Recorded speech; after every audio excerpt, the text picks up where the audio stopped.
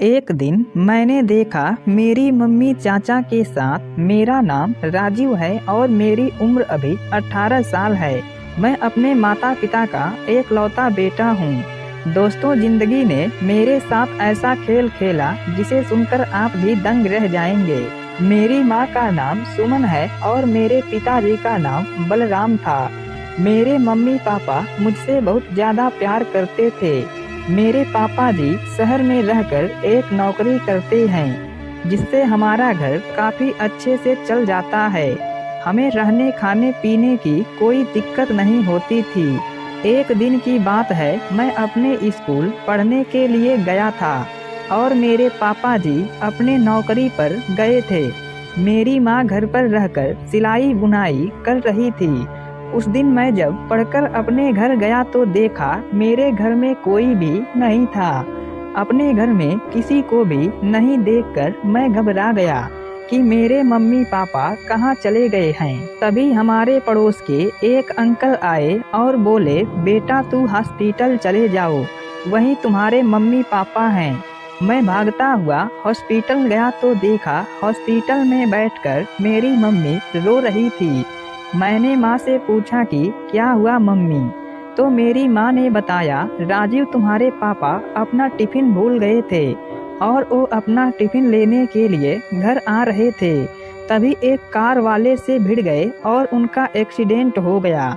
दोस्तों, अपनी माँ के मुंह से ये सुनकर मैं शॉक हो गया कि घर में मेरे पापा ही हम लोगों का जीवन चलाते हैं। अगर उन्हें कुछ हो गया तो क्या होगा। मैं भी वहीं पर बैठकर अपनी माँ को सांत्वना देने लगा कि उन्हें कुछ नहीं होगा। कुछ ही देर में हमारे सारे मेहमान जुट गए थे।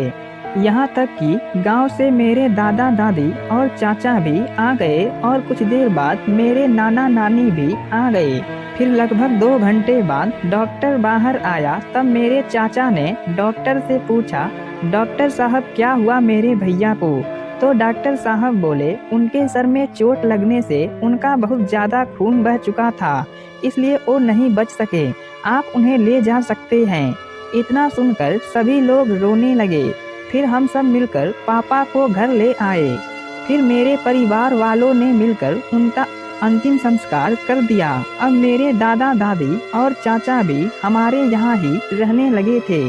मेरी मम्मी हमेशा उदास होकर बैठती थी। उन्हें देखकर मुझे भी नहीं रहा जाता था। इसी तरह से दिन बीतने लगता है। मैं अपनी माँ के पास ही सोता हूँ।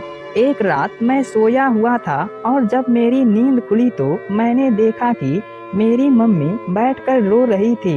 मैंने बोला, मम्मी इतनी रात हो गई, आप क्यों रो रही हो, प्लीज शांत हो जाइए, अभी मैं हूँ ना। मम्मी बोली, अब क्या करूँ बेटा, मुझे तुम्हारे पापा की बहुत ज्यादा याद आ रही है। एक विधवा औरत का दर्द कोई नहीं समझ सकता, यहाँ तक कि तू भी नहीं। अपनी माँ की बात सुनकर मैं भी थोड़ा चुप हो गया। फिर मैंने माँ को समझाया बुझाया तो वो सो गई। अपने घर की स्थिति देखकर मैं पढ़ने भी नहीं जा रहा था।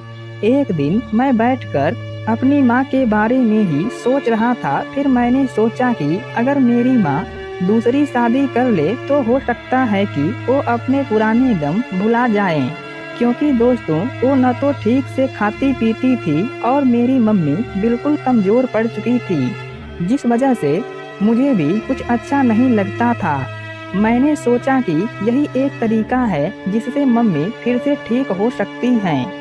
फिर मैंने ये बात अपने दादा दादी को बताया तो वो लोग बोले, बेटा बात तो तुम सही कह रहे हो, लेकिन तुम्हारी मम्मी तैयार हो तब ना, और अब तो लड़का ढूंढना भी बड़ा मुश्किल हो जाएगा। मैंने कहा, इसकी चिंता आप मत कीजिए, ये सब मैं देख लूँगा। फिर मैं रोज अपनी मम्मी के साथ रहने लगा था। मैं हमेशा ही उनके पास रहता था जिससे कि उन्हें कुछ सोचने का मौका ही न मिले। इस तरह से उनकी तबीयत में अब कुछ सुधार आने लगा था। दोस्तों, मैं हर हालत में अपनी मम्मी को खुश देखना चाहता था।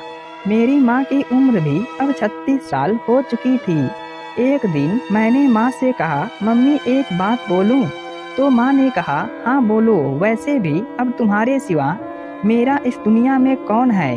फिर मैंने बोला, मम्मी आप दूसरी शादी कर लीजिए, तो वो बोली, नहीं बेटा, तुम ये क्या बोल रहे हो, मैं शादी कैसे कर सकती हूँ। तो मैं बोला, क्यों नहीं कर सकती हो, शहर में लोग बूढ़े होकर भी शादी कर लेते हैं और ये हीरो हीरोइन 2-2 3-3 शादियाँ कर लेते हैं।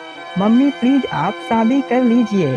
तो मेरी मम्मी बोली, बेटा पर इस उम्र में मुझसे भला कौन शादी करेगा और तुम्हारे दादा दादी क्या कहेंगे। तो मैंने बोला, मैं सब कुछ संभाल लूँगा, बस आप खुश रहिए। इस पर मेरी माँ ने मुझे अपने गले से लगा लिया।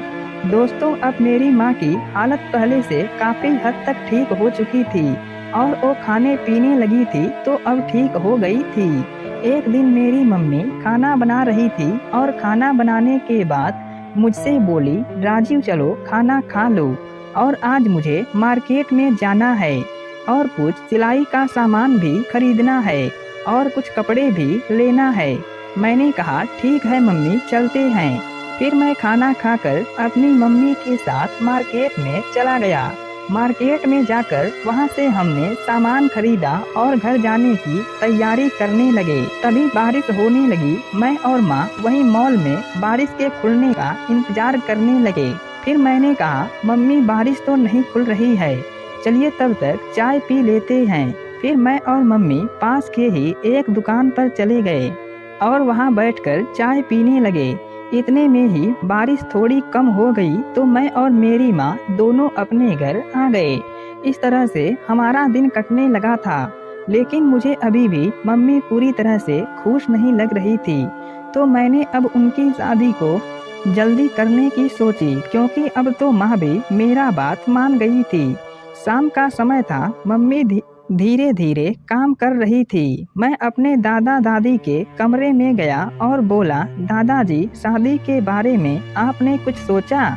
मैंने उनको भी मना लिया है और वो मेरी बात मानकर शादी करने के लिए तैयार हो गई हैं। तो मेरे दादाजी बोले, बेटा राजी तो मैं भी हूँ, लेकिन कोई लड़का मिले तब तो। मैंने फिर सोचकर कहा, दादाजी आप चाचा जी से बात कर लीजिए, अगर वो शादी के लिए मान जाए तो कोई दिक्कत नहीं होगी, क्योंकि वो अपने घर के आदमी हैं। अगर हम किसी को बाहर देखेंगे तो उनका व्यवहार कैसा होगा किसे पता है, और चाचा जी हमारे घर के हैं, हमारी सारी मजबूरी समझेंगे। फिर दादाजी ने कहा, हाँ बेटा, इस बारे में मैं मयंक से जरूर बात करूँगा। मेरे चाचा जी की उम्र अभी 28 साल है और वो एक स्कूल में सरकारी टीचर हैं। फिर दादा ने मेरे मयंक चाचा को बुलाया और उनसे सारी बात बताई। तो वो बोले, सुमन भाभी अगर तैयार हैं तो मुझे कोई दिक्कत नहीं है, मैं शादी करने के लिए तैयार हूँ। ये बात सुनकर मैं खुश हो गया और ये बात मैंने अपनी मम्मी को बताई। तो मेरी मम्मी मुझसे बोली, भगवान ऐसा बेटा सबको दें। फिर सुबह गांव के मंदिर में जाकर पंडित जी ने मम्मी और चाचा की शादी करवा दी। इस तरह से हमारी जिंदगी फिर से अच्छे से चलने लगी और मेरी मम्मी भी अब खुश रहने लगी थी।